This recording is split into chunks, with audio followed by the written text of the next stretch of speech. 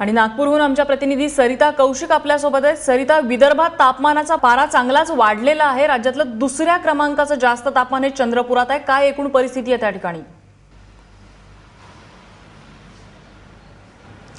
खरंच जर का पाहिलं तर आता तापमान हे विदर्भात तसंही वाढतं। आज जसं आपल्याला माहिती आहे की नागपूरचा फोरकास्ट हा अधिकतम तापमानाचा 41 डिग्रीचा आहे आणि तसंच हवामान खात्यानं सांगितलेलंच आहे की यावर्षी जास्त तापमान राहणार आहे आणि तेच आपल्याला चंद्रपूर आणि अकोल्यासारख्या शहरांमध्ये पाहायला मिळत आहे।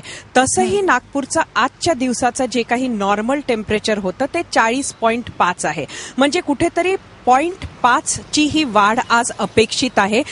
जेव्हा मॅक्झिमम टेम्परेचर येईल तेव्हा हे खरंच 41 गाठलं का, जे हवामान खात्याचा आजच्यासाठीचं फोरकास्ट होता ते कळेलच। मात्र अशा पद्धतीनं तापमान वाढणार आणि ते नॉर्मलपेक्षा जास्त राहणार हे आता खरं तर हवामान खात्यानं सांगितल्यामुळे लोकांना सुद्धा हीच अपेक्षा आहे। आपण बघू शकतो नम्रता की कशा पद्धतीनं याचा परिणाम आपल्याला नागपूरमध्ये दिसतो आहे। याआधी एवढं तापमान नसायचं ह्या दिवसांमध्ये, मात्र आता अगदी रस्त्याच्या या मीडियनमध्ये ही जी झाडं लागलेली आहेत त्यांना सुद्धा अशा पद्धतीनं वाचवण्याचा प्रयत्न हा प्रशासकीय खात्याकडनं आपल्याला प्रशासन करताना दिसतं आहे। अशा प्रकारची हिरवी नेट लावलेली आहे।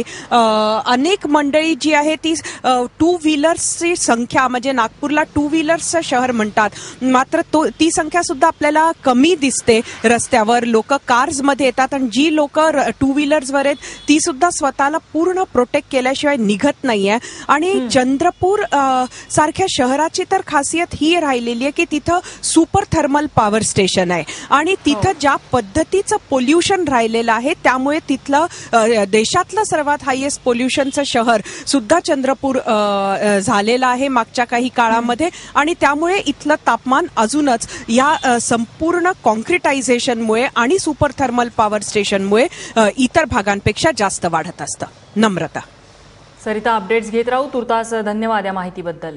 त्यामुळे विदर्भात पाऱ्याने 40शी पार केलेली आहे।